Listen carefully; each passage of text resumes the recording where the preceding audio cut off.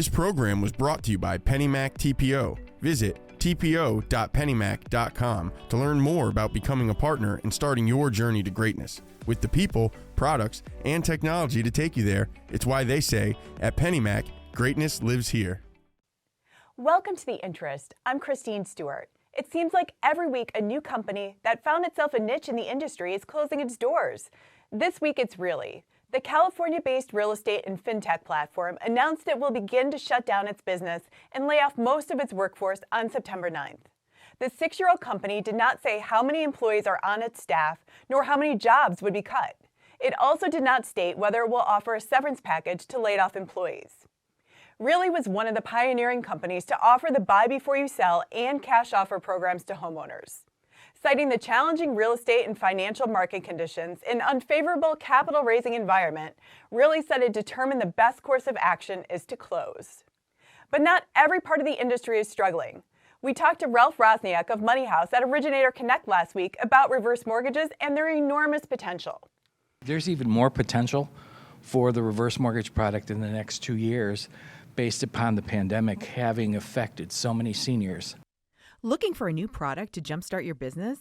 Well, Ralph Rosniak of Money House says reverse mortgages might just be the thing.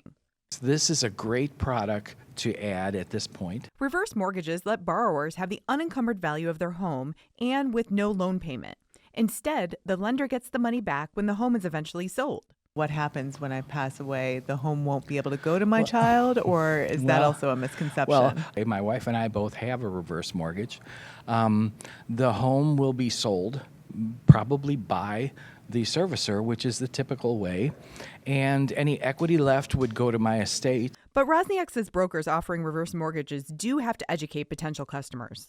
Some of those misconceptions that they're expensive or they don't own the bank owns their home, things like that, those are, through education over the years, have kind of fallen by the wayside. Perhaps the biggest fear now is really one that hasn't been talked about, and that is I'm living much longer. How long is this thing going to be available to me? It can also take a change in mindset for seniors who believe they leave their homes to their families. We've provided you with a good education, cars, clothes, the best of best. It's our turn now. I mean, I'm 68 years old, and I told that to my kids. With people living longer, more seniors might need to tap into their equity to continue living comfortably. They need to retool their retirement strategy because some of the things, their 401ks, their savings, things like that they hoped to and planned on have diminished, or their lives have improved such that they're going to be living much longer than they thought. So how big is this marketplace? How many seniors qualify for this now? A couple of stats that change all the time. Less than 3% of the eligible seniors, 62 or older, actually have a reverse mortgage, which is a 97% potential origination space. Rosniak says it's a good time to get into reverse mortgages. He estimates 11,000 seniors become eligible every day, and only a handful of lenders are offering this product. He also believes his own experience shows the benefits. Basically had the big house on the golf course, though, and traded that big payment in for really no principal and interest payment every month. For the Mortgage News Network, I'm Christine Stewart. Just 10 days after announcing it would shutter its wholesale lending business, loanDepot told federal regulators it plans to reduce its funding capacity. In a filing with the Securities and Exchange Commission, the nation's second largest retail mortgage lender said it made the decision based on current and projected mortgage loan originations. loanDepot added that no borrowings are currently outstanding under the 2020-2 securitization facility, and the company did not incur any termination penalties as a result. A spokesman for loanDepot says the company would have no further comment beyond the filing.